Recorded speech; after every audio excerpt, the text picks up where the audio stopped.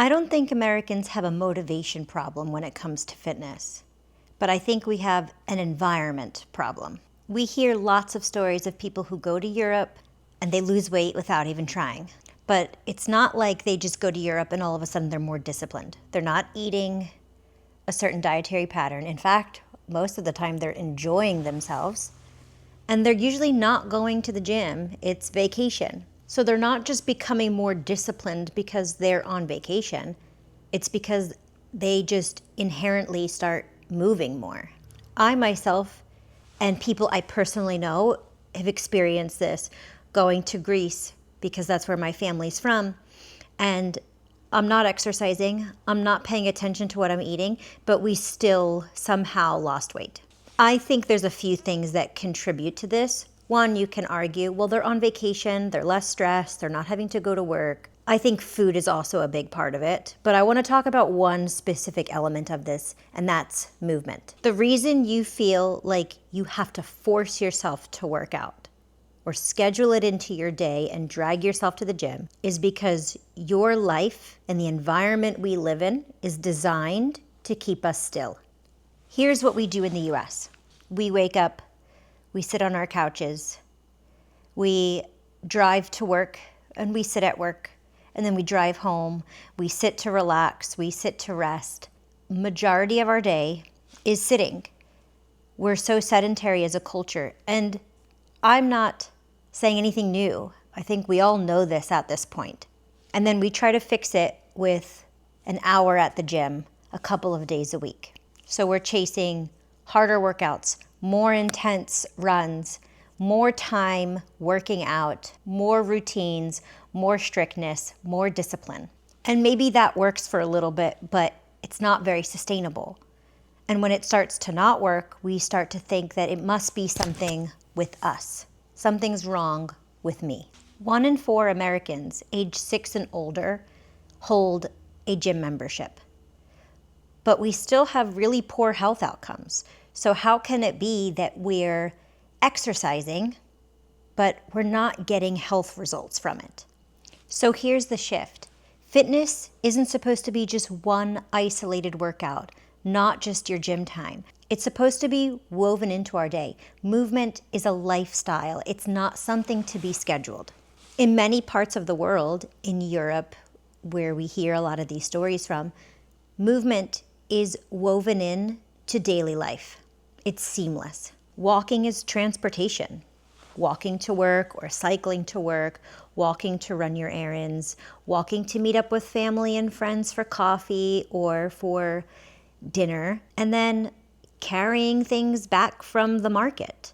They're not putting them in their large vehicles and driving them back home. A lot of these places, you're carrying those things, and that requires more movement and builds more strength, especially in older years. These daily rhythms require the body to move. And so exercise becomes more like a supplement and not the entire strategy. And this isn't just a European thing. This is most places in the world. Movement is engineered into the day. So they're not focusing on willpower to move their body. They're not focusing on discipline to move their body. They're relying on their environment. And it's just what's required of them to live their life every day. My father is from Greece, and he's from a small village in the northern part of Greece. And in the village, there is no roads. There are no cars that can drive in through the town. You can drive to the town, but the cars have to stay on the edge, and then you walk into town. And I know this is true of other places in Europe, and I'm sure other parts of the world as well. So when we would go and visit, we would drive to the village. We would get out with our suitcases, and my papu, my grandfather, would pick up the suitcase and put it on his back and walk it to the house. But he had the strength still in his older years to do that because it was what was required of his life every single day. He didn't go to the gym. He didn't do any intentional exercise. His life was movement. So this is really where things start to break down in the US because that movement isn't a part of our daily life. And when our daily life lacks movement, we try to compensate with intensity. Harder workouts, more extreme programs, but intensity cannot replace your volume of daily movement. And that's why fitness can feel so unsustainable. This is why I don't believe you need a better workout plan. You need to engineer more movement into your day, more variety in how your body moves, and less pressure on finding that one type of workout or an intense workout program to fix your problem. The body doesn't thrive on intensity. It thrives on frequency, variety, and consistency. So instead of asking, what workout should I be doing? Ask yourself a couple of questions. How much have I moved today? Where can I add more natural movement into my day? What type of movement am I missing this week? That's how you start to build a body that is strong and truly functional without consistently having to start over and find the next best thing. Now, we can't control how our towns and cities are set up. We can control how our own home is set up and the practices and the things that we choose to do. So here's a couple of examples of how you can find ways to engineer more movement back into your day. We've all got to eat, so cook more. Just the small movements of having to chop the vegetables and stir the pot, those things all add up. That also requires a lot of movement to acquire your ingredients. You can stick your pots lower or higher in places in your kitchen so that you have to reach them in more difficult places. You can also do more chores in your home by hand. My husband had once got me one of those Roomba robotic vacuum cleaners, and I absolutely hated it that I ended up eventually giving it away. I didn't understand why I needed to outsource that task and that movement to something else for me. It just bounced all along the house and it seemed so inefficient where I could just move my body for 10 minutes and get the vacuuming done. So what chores can you do by hand that you're currently outsourcing to something else? Now, a lot of us live in outskirts where we have no other choice but to drive into town or drive to get to work or many of the daily requirements of our life. But could you maybe drive to one central place and then walk the rest of the way?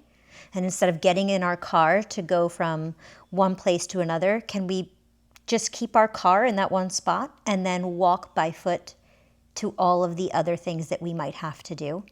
I often do this in my day, and it really helps automatically get me more movement in, not just in walking, but also in carrying things. Carrying things is one way that you can actually work your core without even having to think about it. So let's pretend here I am coming back from the market and I'm carrying my groceries or whatever shopping I needed to do.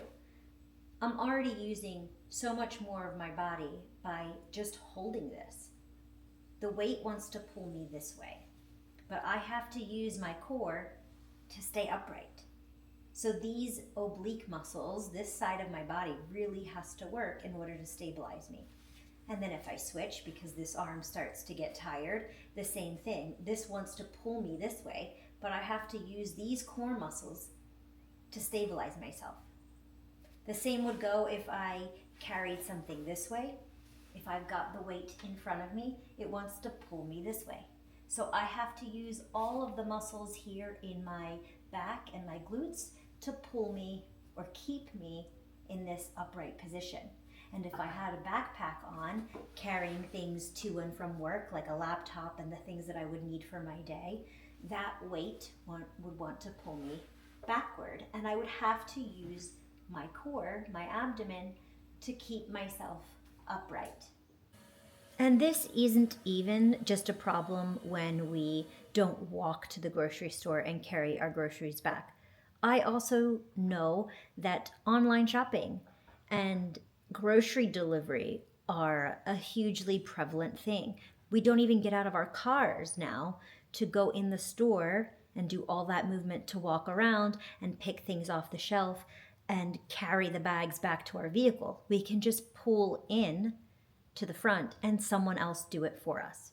So when we take that movement out of our day, by what I just demonstrated, you can see that our body is having to work less and less. And then we need that gym time in order to compensate for that lack of movement and that lack of stimulus that our body is just not getting. That's an example of us outsourcing that movement to either another person or to another technology. Let's say you're at work and a part of your day is to sit at a computer, and I totally empathize with you, and I've been there, and I've been an office worker. And every 50 minutes, I would set a timer so that I would have to get up and take a quick walk around the office, whether inside or outside. Get up and go say hi to somebody on the other side of the office. Instead of sending them that email, can you go there and talk to them in person? Maybe you have to send the email, but follow up with them in person. It gives you a reason to get up and walk. Go outside, get some fresh air for a few minutes. Maybe, if you're like me, you even bring a kettlebell or something to do a couple of squats. How much time do you actually spend scrolling that instead you could be strolling? Get outside, go for a 10-minute walk in the morning. If you take a little bit of your lunch break to go move your body outside also, take a stroll in the evening. All of that adds up. Something I do is grow a vegetable garden. So much movement is required when growing your own food. And I don't grow enough to completely sustain me and my family, but I grow something, and it gets me eating better food, and it gets me moving more. Even if it's just a couple potted plants on your balcony, it gives you a reason to get up and take care of those and water them on a daily basis. Something I also really love is dancing. We don't even dance that much anymore in our American culture. I grew up going to nightclubs. Dance was like something we loved to do, and I don't really know, now that I'm in my 40s, I don't know if people in their 20s are going out and doing that anymore, but I certainly know where I live and in my 40s, no one is dancing. But dance is a huge part of the social fabric of many places all over the world. Family gatherings, community celebrations and festivals, just weekends out. It's not uncommon to see people in the village square dancing. I really think this is a huge piece that is missing in our American culture. But even if we might not have the environment that supports community dancing, you can still dance at home.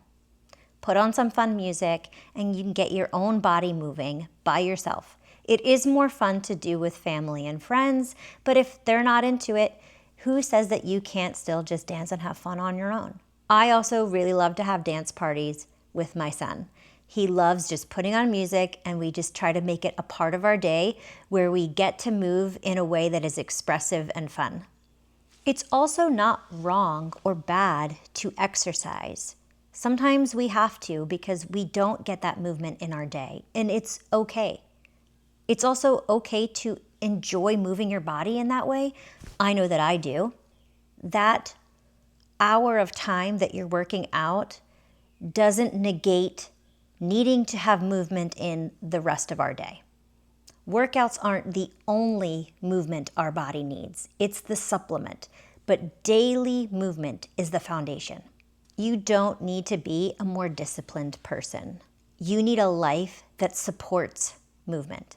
And when you build that, fitness stops feeling like something that you have to work so hard for. If this resonated with you, I'm building more content around how to add movement as a lifestyle and engineer movement back into our daily life. So I hope you'll stick around and explore that further with me. And in future videos, I'll be sharing exactly how I like to do that. Thanks for watching, and I'll see you next time.